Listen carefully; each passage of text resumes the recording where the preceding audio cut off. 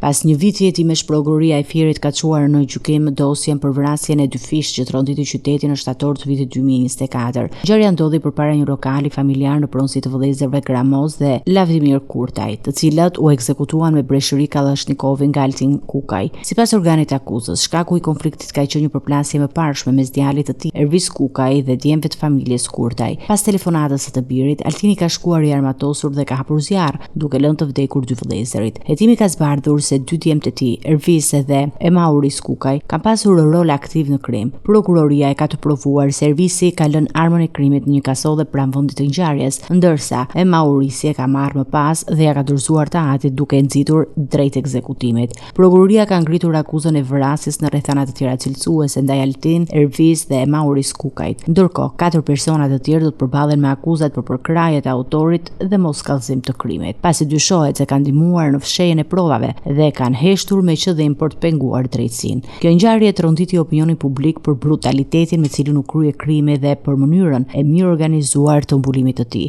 Tani, me përfundimin e hetimeve, pritet që procesi gjyqësor të zbardhë përgjegjësitë individuale dhe të japë drejtësi për vëllezërit Kurtaj.